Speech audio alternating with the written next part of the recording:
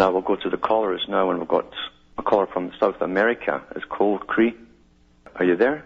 Yes, I'm here. I put my name down as Cole Cree for Culture Creator. Yeah. I do want to say, number one, it's a pleasure to talk to you, Alan. I've listened to you for a while. I've been in the culture creation business for over 15 years. Yeah. And as an effort to help to educate people, I'm not here to be a whistleblower. I still do have the understanding that the public is the public, and many of them are so far gone, but there's just a few points that I want to bring to the forefront for those who not only are awake to some degree and are still trying to help other people see, but also for those who, have no ammunition. They don't have any type of history being a person maybe who works on the inside of a type of industry, such as the entertainment business, who knows things, that happen, and we don't discuss these things. When you're an insider, you don't discuss these things. You just do what you do and you keep it moving. There's something I wanted to bring to the forefront with a number of artists. You can find a new video on YouTube called Universal Mind Control. The artist's name is Common Sense. This is in the hip-hop genre. And Pharrell, both very big artists. And if you look at the video, you will see Pharrell dressed in a robot head.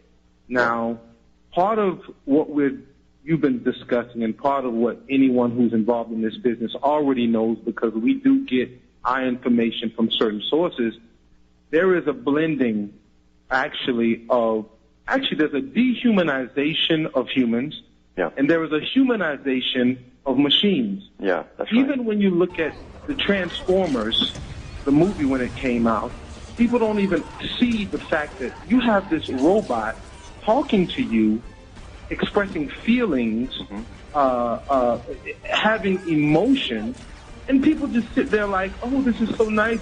Look at the special effects, and don't even realize they're being predictively programmed. It's such a simple thing. And now within the music, you have an individual, and I'm saying names here because I know what it is, and I have no problem in saying this stuff. There's a gentleman there by the name of T-Pain. He uses a voice box called Auto-Tune, and it takes his voice and it moves it to give it some sort of synthesized sound, which actually takes a human voice and makes it sound more robotic. Yeah. Where on the other side, as I said, in the movies, you can see the robots are becoming more humanized. And in the process of this happening, it's a dialectic that is going to end up in a synthesis. Okay? Oh, no, absolutely. I've got articles here right now, in fact, on that very agenda from the Future Society, the complete merging with humans and the robots, until you can't tell which one is which anymore. Which one is which, exactly. Yeah. And they're starting that by pushing it within the music. What age group would you say it's aimed at? Well, I'll tell you now, Alan, 14 all the way up to your 35ers.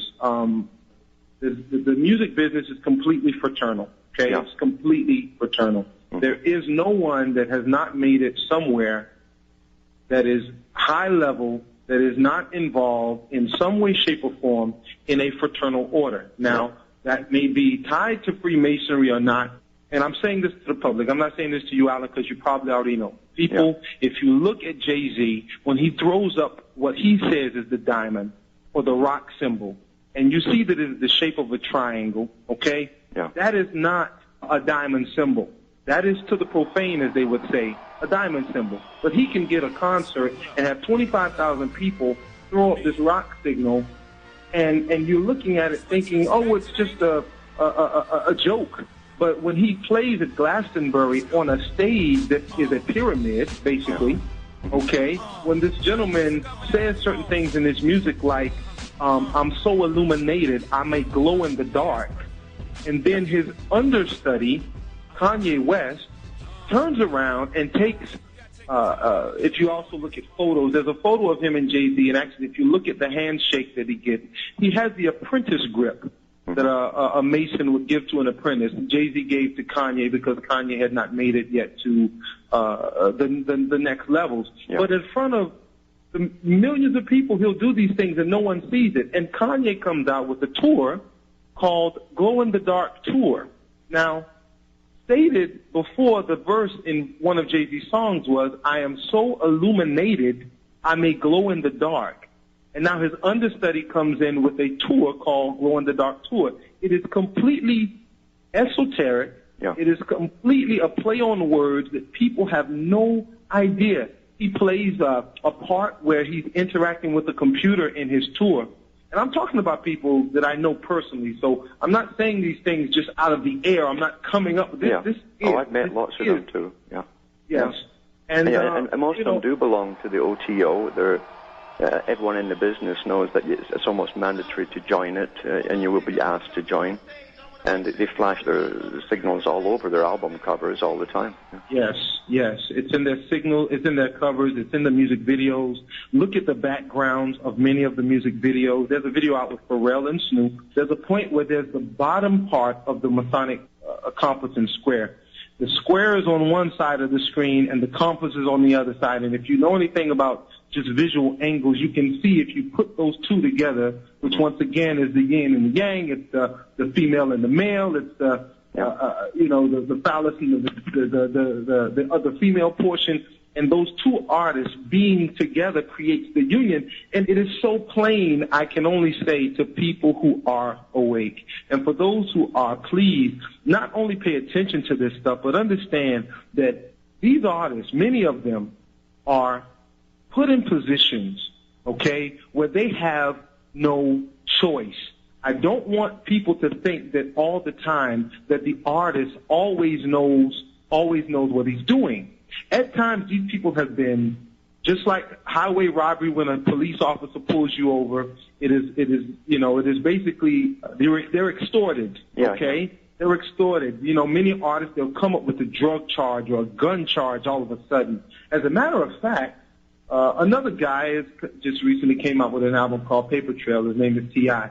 And if you listen to a song he did with Justin Timberlake on that album, it is completely talking about how the old man has died, okay, and this new man is resurrected. This new man has come out of nothing, out of this struggle, out of this pain, which is a complete representation of a Masonic ritual as you pass on to the Master Mason degree, and you have to perform this ritual of resurrection, you die, and so on and so forth. But if you listen to the words and you hear what these people are saying and talking about swallowing their pride, getting on track, we're on the same page, and the way they talk about time, all of these things go right back to the fact that the entire industry is fraternal. Yep. If you want to be successful, you're either going to play your part or you're not going to be there, period. And do what you're told, yeah. And do what you're told. And at the end of the day, if you don't do what you're told, you're going to find you get pulled over with some drugs in your car, and you don't know how it got there, but all of a sudden you're up for charges. And you'll end up getting a visit, and someone will tell you, we can make all of this go away. That's right. I have personally been approached here in South America. I am not one to volunteer my private information, so my name and my exact location I will not say. It's easy to find whoever knows how to track phone calls. I really don't care. My point being is I was approached here because of my connections within the music industry. I was taken to a penthouse of a particular gentleman who's of European descent, let's say, and he prefaced himself before he invited me into one of his orders. He simply said, number one, I will deny everything I'm about to tell you to my death. And I kind of like, man, it's not that serious, whatever it is. I mean, you just met me through a friend of yours a couple of minutes ago, but he knew about me and my music business connection. And so what he said to me, he said, I am here in South America. I'm a part of a family, and we're basically looking to take over 60% of the utilities market. And we need help. We need people who have contacts to be able to influence the thought processes of individuals. Yeah. And I said, so why are you talking to me? He says, because I know you know the major players in the industry. And when these guys say things, when they put out things, when you have all of these artists saying vote for Obama, okay, and making it very cool to say vote for Obama, it doesn't matter what the reasoning is behind these individuals. People don't think. They just follow. They are, sad to say, pure sheep. And it is those very people in whatever part of the world, okay? The fact that I'm in South America is, this is not America, so he's trying to get influence into a certain realm in a whole other part of the world, knowing that my contacts are within the U.S. Yeah. I do have contacts in South America as well, but it shows the global reach of the plan. Maintaining your humanity right now, going through the things we're going through, I think is going to be the greatest challenge